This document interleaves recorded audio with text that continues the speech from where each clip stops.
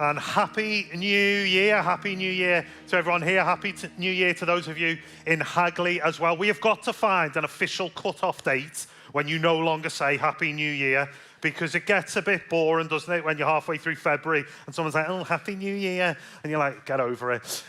But I've always found New Year's Eve a little bit magical.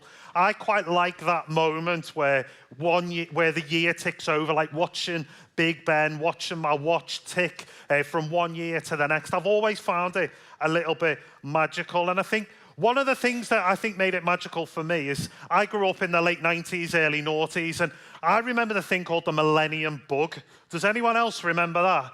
And for those of you that are too young to remember, and those of you that have got too old that you forgot, the Millennium Bug was this thing that happened in 1999 when they were worried about all the clocks turning from 99 to 0. The computers, microwaves, kettles, dishwashers were no longer going to work because of this weird Millennium Bug. They had this special TV program on New Year's Eve, and basically nothing happened. It was a massive anticlimax. Like, I remember rushing home to check my PlayStation, and thankfully the Lord was good and his grace was enough for my PlayStation, and it was absolutely fine. But, you know, maybe as we grow up and as we grow older, New Year's Eve hits different for some of us. Maybe some of you just went to bed normally. Maybe some of you just watched TV and then went straight to bed. Some of you were out partying until the 2nd of January. Like, it hits a little bit different for all of us in different ways. And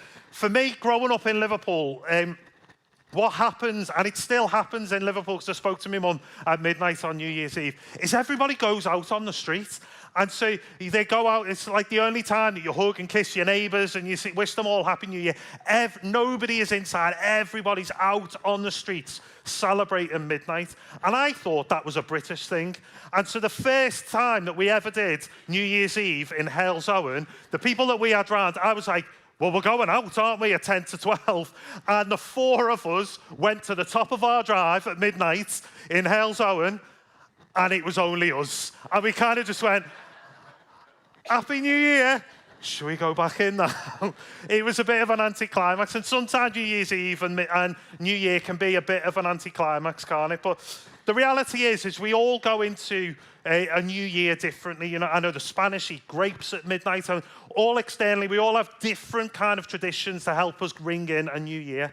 But I think also internally, we go into New Year's differently as well. And what I want us to do is look at how we're going into a new year and how we can set our destination in the right way and get our heading right at the beginning of 2026. Whether you're a person of faith or not, I think what we're going to look at today is going to be helpful for us all going into 2026. And we're going to look at a story about Jesus. We probably should. We're a church, and so we're going to do that. And it's a story where Jesus heals somebody, but actually, Jesus isn't quite the main character in this story. There's 5 people that I think are the main characters in this story. And it's a story where it appears in Luke, and it says, some men came carrying a paralyzed man on a sleeping mat. They tried to take him inside to Jesus, but they couldn't reach him because of the crowd. That's going to be important later on. So they went up to the roof and took off some tiles. Then they lowered the sick man on his mat down into the crowd right in front of Jesus. And then there's this conversation that happens with Jesus and the religious people that are there, and it kind of all kicks off a bit. And then the focus comes back to this guy who's not very well. And it says, then Jesus turned to the paralyzed man and said, stand up, pick up your mat and go home. And immediately, as everyone watched, the man jumped up, picked up his mat, and went home praising God. Everyone was gripped with great wonder and awe. Someone should write a song about that, I reckon. Should get our worship pastor thinking about that. And they praised God, exclaiming, we have seen amazing things today. These 5 men intrude on this moment where Jesus is teaching. And Like I say, apart from Jesus, there's 5 main characters, and well, this is not an actual picture of them, okay? It's an artist's impression of them. But these 5 men kind of, I think, can represent how some of the ways that we're going into 2026. And so I want to look at each of these guys and what they might be thinking and feeling in this moment and how it might represent how we go into 2026. The first guy is this guy with the lovely trimmed beard. He's the confident guy. He's the one, I think, that came up with the idea to get their mate to Jesus. He set up the WhatsApp group and he's like, right, boys, if he's going to get healed, there's this fella called Jesus, and I heard he heals some people, and he's going to be at number 22 on this road, and we're going to go and we're going to visit him, and we're going to take him. I need some people to help. I'll get the stretcher. Don't worry, they're selling them on the middle aisle at Aldi, and I'll get them. And he sorts it all out, and he's super confident because he knows if he can just get his mate to Jesus, he knows that Jesus can heal him. He can have every confidence because he's watched his YouTube videos. He's seen all of it, and he's super confident. And he knows, and maybe that's you entering 2026.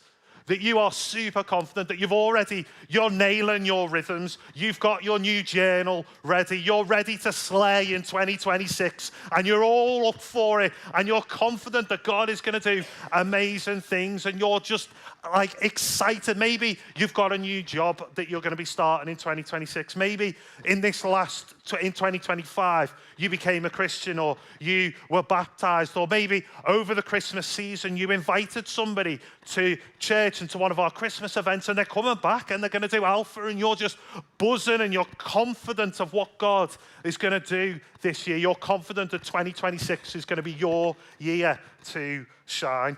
I want to say that we need people like you. We need people who are on those mountaintops. We need people like you who are going to lead others to the feet of Jesus, because without this guy, I don't think any of this happens. Because he's the one who goes, right, we can trust and believe in this fella called Jesus. And so if you're entering 2026 confident, I don't want you to be ashamed or hold back on that. I want to encourage you. Be open to what God's doing through you. Be open to leading others to the feet of Jesus. Or maybe you're like the second fella, this guy with the little hat on. I think he's the curious one. I think he's the one who's watched a bit about Jesus on Facebook, and he's heard some stories, and he's thought, I'm not sure. I've heard this fellow who's claiming to be the Son of God, but I'm not sure I'm buying into it. Maybe he'd seen other people from other churches, and he'd been a bit hurt by them or disappointed. Maybe this was the first time he was exploring it, and he was like, do you know what? I'm not sure whether this Jesus fella is who he says he is, but I'm up for being involved. I'm up for checking it out because I don't want to miss out on this adventure. Like, what if I saw the videos later on and I heard the stories that he did get healed and I didn't get to see it and I missed out, and his curiosity gets the better of him. And so when he receives the message in the WhatsApp group, he's like, I think I'm up for this. I'm open to what this might be. I think his curiosity opens it up for him. And maybe you're going into 2026 and you're here, or you're watching, or you're at Hagley today, and you're a bit curious about Jesus. You haven't fully decided what you think or believe, or maybe over the years it's changed and you've wandered from Jesus, but now you're curious again. And I want to encourage you to keep going on that journey. Keep allowing your curiosity to make you be part of the adventure. We've got some great ways, as we've already said in the service, to explore who Jesus is and satisfy that curiosity through particularly Alpha. It's a great place to ask and get some questions answered. Keep coming back to church. And I wondered whether he wanted to know whether he could trust Jesus. Because I think often that's the biggest deal, is we're curious of whether Jesus can be trusted with everything. And I don't think that's just for people who aren't sure. I don't think that's just for people who wouldn't yet call themselves a Christian. I think for us as Christians, I think sometimes we question whether Jesus can be trusted with every single aspect of our lives. I know that because I'm like that too. Is that there are areas of my life that I go, I really believe in God and I really believe in Jesus, but I struggle to know whether I can trust him with it. And I'm willing to be obedient, but sometimes I struggle to know whether I can fully trust God. And I think our curiosity can stop. I think as Christians, we stop being curious about what God's up to because we hold on to the things that we know and we've experienced. And I think our curiosity can stop the adventure before it even begins. And so for me, I want to go into 2026 being open to be more curious, asking more questions of not how can I fix this and how can I resolve this and how can I apply what I know, but I want to be more curious and say, God, what are you doing in me in this moment? I want to be curious about what God is saying. Simon Sinek, he says this, you can't discover new oceans unless you're willing to lose sight of the shore. It's that curiosity to let go of what we know in order to explore a new area of trust. Just before Christmas, Carl McGregor, who's a musician in this church, he was putting on a concert and he puts on incredible concerts with amazing musicians, and he asked if I would come and compare the event. And I said yes. And Carl, knowing one of my very few and limited party tricks, he asked me if I would do the rap for Rapper's Delight during Chic's Good Times. The rap that goes, I said a hip hop, a hippie, I'm not doing it. That one, I've got a bit of man flu, that's my excuse today. And so Carl asked if I would do that rap in that song.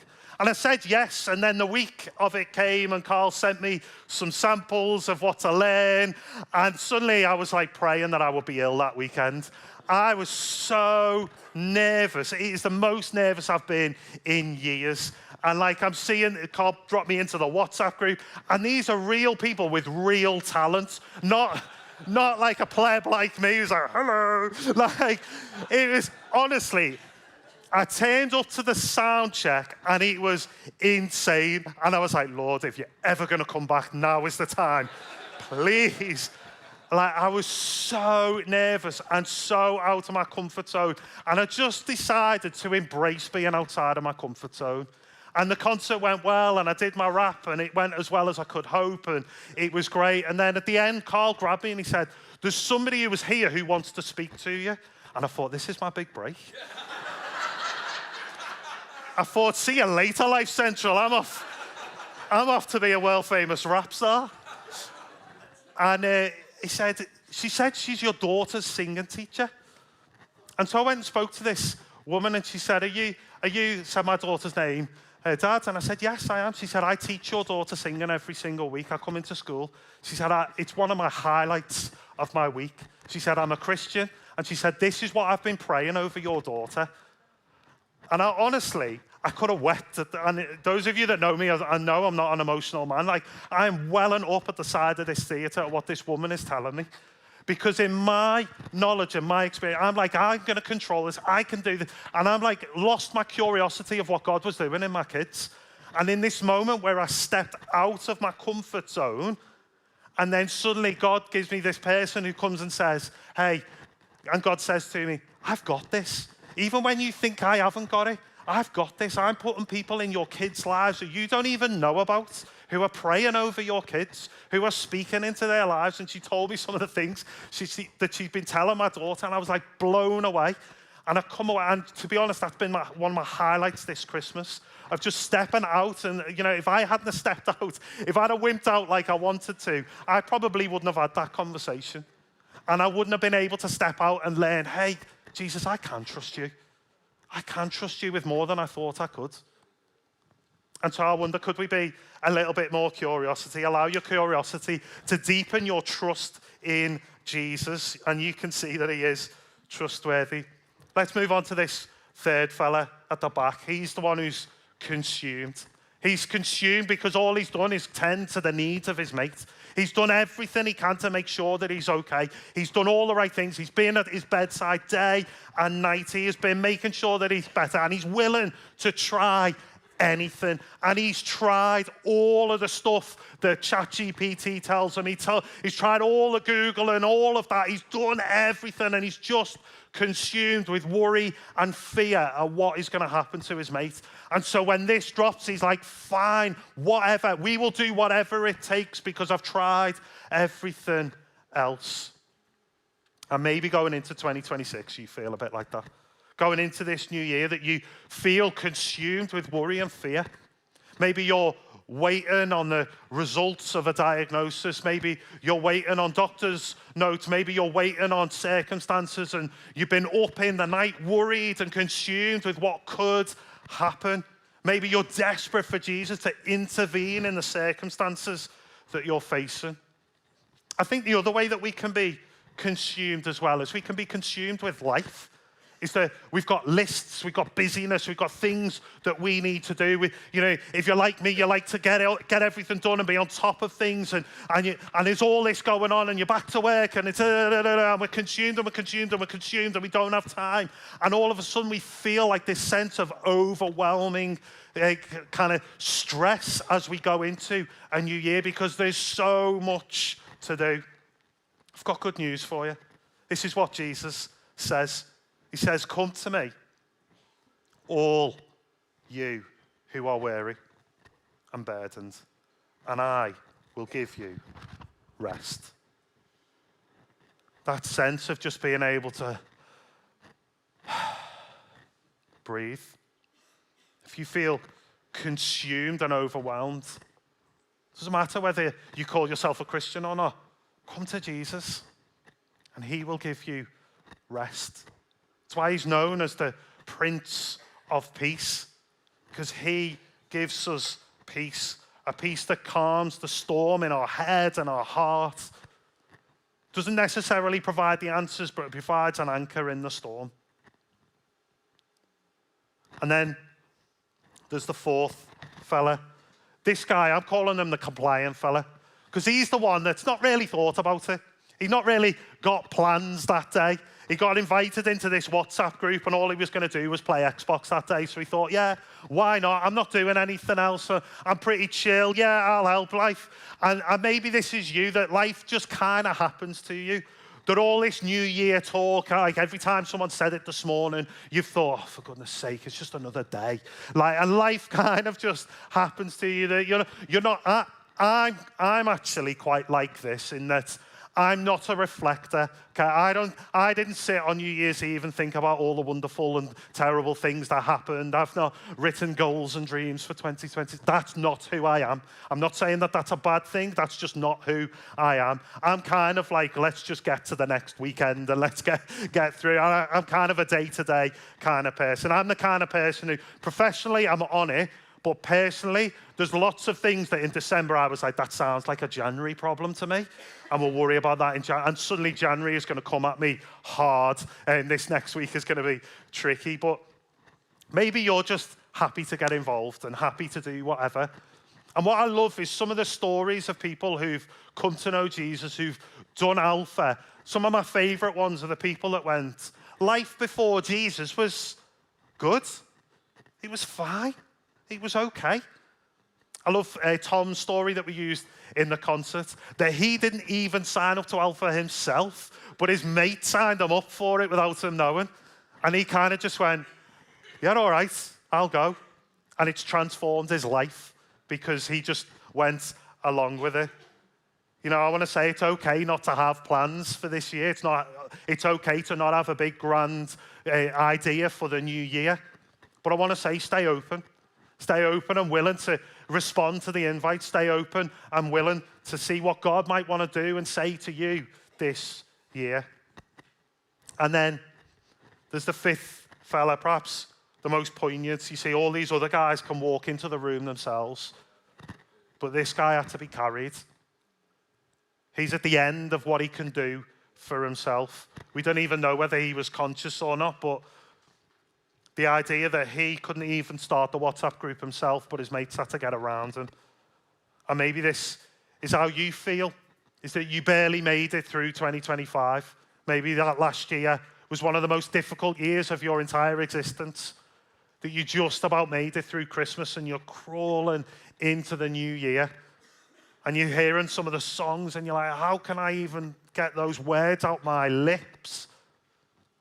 And maybe you feel like you need to be carried. Like it's one thing to be consumed, and then this is like another step on, where maybe you feel like you've given up hope. One thing that stuck with me for a long time is a family that are no longer part of this church, but they were tragically bereaved. And I remember the mum saying, all I could do was get in the way of God. She said, I would come to church and I couldn't sing the songs and I was angry and I was upset and I had questions about why God would allow such a thing to happen. And she said, but I just got in the way of God. And what I like is, in this scenario, maybe this guy can't get himself in the way of God, but his mates get him in the way of God. And I want to say to you, if you feel like you're being carried, that you're on your knees, that life's got you on your back, get yourself in the way of God. You might not be able to sing yet, but allow God to speak to you. Get yourself in the presence of God. And the beauty of being in church life, and what I love about Lifecentral Church, is pockets of things like this happen all the time, where community builds and groups get around people who are on their back and life has got them on their knees, and people in our church scoop them up and say, we're going to carry you for a season. And I absolutely love that about this church. But the reality is these 5 characters, they're all heading in the same direction. They've all got different things going on, different motives for what they're doing, but their direction is the same. You see, they have got different stories, but the same direction. And I want to suggest that all of us have got different stories going into the new year. Different ways, different things that we're excited about, that we're worried about, different things that we've got going on. We've got different stories, but we can all have the same direction. And that direction, that destination, I think, should be the feet of Jesus. You know, there are so many ways to Jesus, but Jesus is the only way to the Father. Jesus is so different when he speaks to different people. He talks to Nathaniel in one way when he says, I saw you in that quiet moment on your own. For Peter, he does this miracle where he shows him this huge catch of fish. To the woman at the well, he's kind and compassionate. I know for me, in my story, like I grew up going to church, and in my teen years, kind of walked away from God and faith, and then, felt like I was messing it up and sat in my room and said, God, I'm getting this wrong. I think I need to try and follow you, so I'm going to do that tomorrow. It's quite a pragmatic transaction that I did with God that day. I know for others that have been baptized, in fact, Kirsty, who's not from a church background at all, no experience of God or church, says, one night whilst experiencing sleep paralysis, I was so desperate, I cried out to Jesus for his help in my thoughts. Immediately, everything stopped, and I was filled with peace and love. See, it's different stories, the same direction. Thomas, who was 11 when he was baptized just before Christmas, he said, I came here on a Sunday for the first time in January, like some of you will be here for the first time today. And I was introduced to Sam, who's our next gen pastor. He helped me make 2 great friends. I felt so different and feel so much closer to God. See, whatever way you're heading into this year, I want to say we don't need a perfect plan for 2026, but we do need a clear direction. And I want to encourage you to make your clear direction the direction of Jesus. At Lifecentral Church, we're about helping people find and follow Jesus. Both of them are in the present tense because we want it to be an active thing that we're constantly finding and following Jesus. Going into the new year, I'm going to quickly tell you these. These are the ways that we think we can help you and resource you in that. The first is our Made for More series that starts next week, which is about discovering the life that you were meant to live. Track with us, stick with us on podcasts, on YouTube. Be here, be in Hagley, be present as much as you can through that series. It's going to be great. Alpha, we've already mentioned it loads. It's a great way to explore faith and Jesus. And then the last one I want to just mention is get connected. You know, you can take your next steps, get involved in a small group, do one of the courses that we've talked about, join our dream team. These are great ways that you might have a different story, but you can set your direction towards Jesus and say, I'm going to invest in my relationship with Jesus this year. The writer of the book of Hebrews, we don't know who the writer is, but he or she wrote this. They said, let us throw everything off that hinders and the sin that so easily entangles, and let us run with perseverance the race marked out for us, fixing our eyes on the destination, Jesus. I want to encourage you as we go into this year, throw off the stuff that's going to hold you back. Whatever your story, set your direction, fix your eyes on Jesus. I think the things that can hold us back really quickly is the crowd. You know, we heard right at the beginning of the story that they couldn't reach him because of the crowd. So they climbed up on the roof and dug a hole in someone else's roof. We never know who paid for that. Maybe Jesus did something there. But the reality is there are going to be things that crowd your way to Jesus. And the crowd isn't wrong, but they're just in the way. And we have to prioritize and push our way through the crowd sometimes, through the crowdiness of life. You know, there'll already be things in your head that will affect you heading your direction towards Jesus. But push through the crowd. And then the second thing that we have to watch out for is comfort and cynicism. The bit that we missed out, some of the conversation with the religious leaders, it said, but some of the religious teachers of the religious law who were sitting there, nice and comfortable, thought to themselves, what is he saying? This is blasphemy. Only God can forgive sins. You see, our culture has us on an aggressive pursuit of comfort. And we want to be comfortable all the time. But when we step out of our comfort zone, it helps us to grow. But if we stay in it too long, I think we can get cynical and grow cynicism. Ryan Reynolds says this, being comfortable is often the most dangerous place to be. And so I want to encourage you, don't settle for the comfort zone.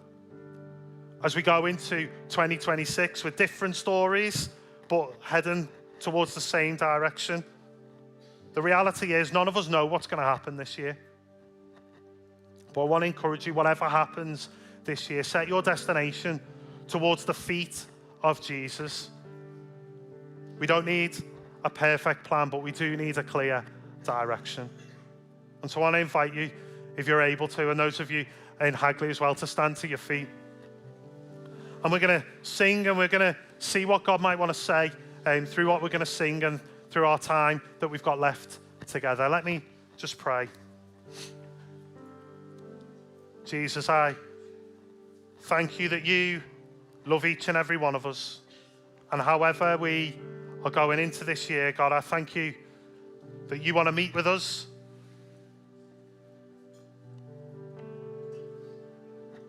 God, I thank you that you're there every step of the way, whatever is to come and whatever has been, that you are with us. And so, Jesus, I pray now that as we sing, as we take a moment to reflect on your goodness, as we reflect on what we've looked at, God, I pray that you would speak into our hearts and minds. We don't want to just hear and know about you, God, we want to experience you. And so, God, we pray that you would come and speak to us now. Amen.